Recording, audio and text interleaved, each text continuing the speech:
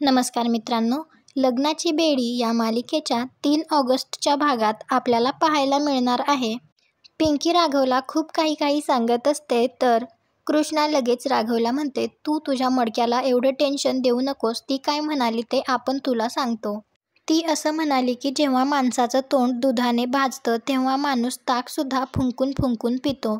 तर कृष्णा पिंकीला विचारते, या लंबूला आपल्यासोबत मॅरेज करण्यासाठी तू याला किती मार्क्स देते?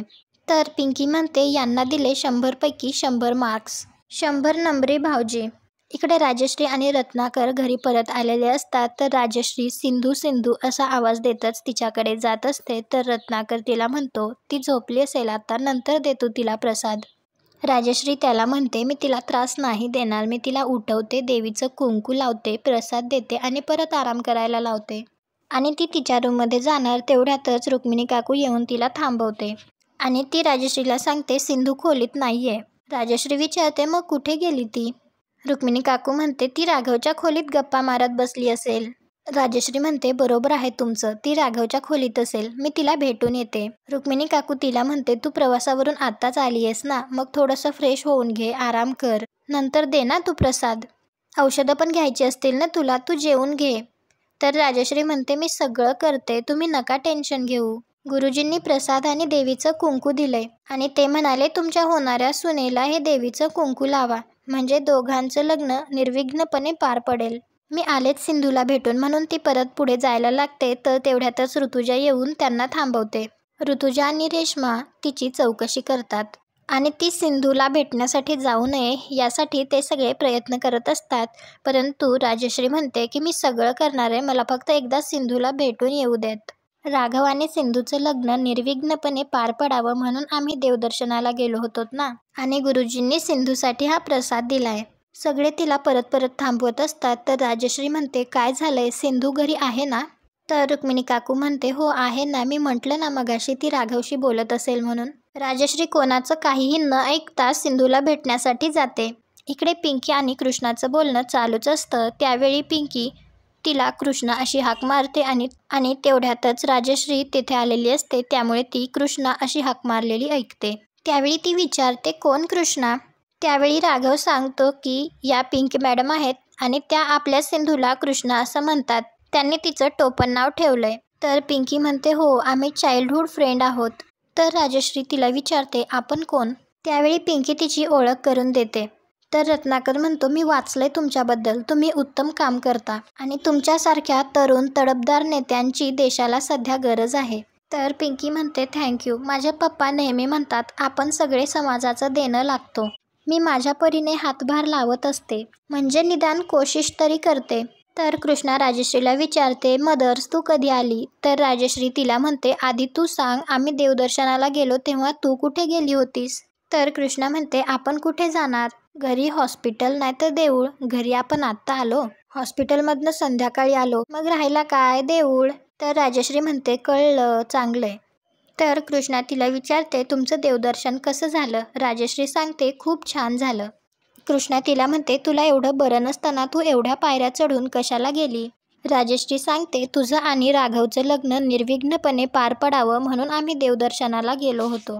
कृष्णा म्हणते, पण लग्न आपलं आहे ना, मग तो आपल्याला सांगायचं ना, आपण गेलो असतो देवदर्शनाला पायऱ्या चढून. राजश्री म्हणते, पुढच्या वेळी जाताना तुला नक्की सांगू.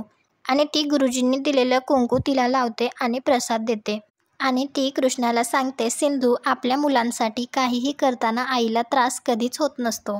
रत्नाकर कृष्णाला म्हणतो, सिंधू तुला भेटण्याचा ध्यास घेतला होता राजश्रीने. तर कृष्णा म्हणते, ध्यास घेतला हे ठीक आहे, पण औषध घेतलं का? रेश्मा म्हणते, आल्यापासून चहाही घेतला नाहीये त्यांनी. कृष्णा राजश्रीला म्हणते, मदर तू असं का करते? तुला पुन्हा आजारी पडायचंय का? रुक्मिणी काकू तिला म्हणते, तू आता सिंधूचं तरी ऐकणार आहेस का? राजश्री म्हणते, मी सगळ्यांचं सगळं ऐकेन. तर कृष्णा लगेच तिला म्हणते, मग आजपासून जेवण, व्यायाम आणि औषध वेळेत करायचं. राजश्री म्हणते, तू जसं म्हणशील मी तसंच करेल. आणि कृष्णा रत्नाकरला म्हणते, फादर बरं झालं तू हिला देवदर्शनाला घेऊन गेला, थोडा चेंज मिळाला ना तिला.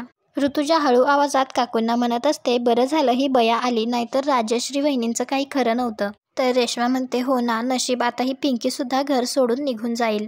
राजश्री लगेच पिंकीला सांगते, राघव आणि सिंधूचं लग्न आहे तर तुम्ही लग्नाला नक्की यायचंय. पिंकी म्हणते तुम्ही तारीख काढा फक्त, बँड बाजा बारात घेऊन आले दारात. त्यानंतर रत्नाकर राजश्रीला घेऊन जातो तर मधू कृष्णाला विचारते अचानक कुठे गेली होतीस तू? म्हणजे राघव तुला शोधत होता, कुठे गेली होतीस तू अचानक? रुक्मिणी काकू म्हणते मला तर वाटलं तू हिच्या नवऱ्याचा हात धरून पळून गेलीस. म्हटलं सुंठी वाचून खोकला गेला. तर कृष्ण लगेच म्हणते ए फडफड, पण आता खोकला परत आलाय. त्यानंतर सगळे तिथून जातात तर राघव मनात विचार करतो तूच माझी सिंधू आहेस, पण हे तू मान्य का करत नाहीयेस? तू कितीही रिपोर्ट्स दाखवलेस तरी आता मला पूर्ण खात्री पटलीये, तूच माझी सिंधू आहेस. मधू बाहेर लपून हे सगळं पाहत असते. पिंकी राघवला म्हणते तुमची नजर हटत नाही हो भाऊजी, नजर हटली दुर्घटना घटी, असं म्हणतच ती कृष्णाला धक्का देते तर कृष्णा एकदम राघवच्या जवळ जाते. राघव तिला आय लव्ह यू म्हणतो आणि मिठी मारतो.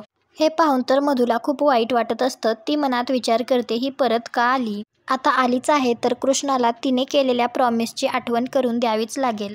त्यानंतर पिंकी तेथून जाणार असते तर ती निघताना कृष्णाला म्हणते तू आल्यापासून आपल्याला बोलायला वेळच नाही मिळाला. तर कृष्णा म्हणते हो काय करणार ना, आई इथे येण्याच्या आधी मला इथे यायचं होतं आणि त्यात ते DNA रिपोर्ट्ससुद्धा चेंज करायचे होते. आणि ती पिंकीला थँक्यू म्हणते. तर पिंकी म्हणते दोस्ती मी नो सॉरी नो थँक्यू. आणि तुला सांगते माझे दाजी म्हणजे एकदम 100 नंबरी सोनं.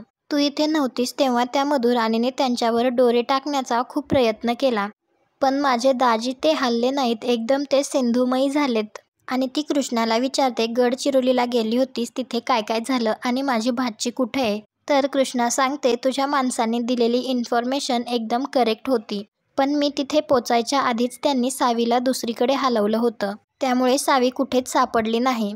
पिंकी म्हणते या मधुराणीचा पार्टनर एकदम शातीर दिसतोय. कृष्णा विचारते पण तिचा पार्टनर कोण आहे ते काही कळालं का? पिंकी म्हणते मला वाटतं त्या रुक्मिणीताई तिच्या पार्टनर असतील. कृष्णा म्हणते काकू असं नाही करणार, शक्यच नाही. पिंकी म्हणते तुला एवढा भरोसा आहे का त्यांच्यावर? कृष्णा म्हणते काकू मला ओरडू शकतात, चार चौघात माझा अपमान करू शकतात, मला वाटेल ते बोलू शकतात, पण सावीच्या बाबतीत असं काही नाही करणार त्या. पिंकी म्हणते मग तू म्हणतेस तर असेल तसं.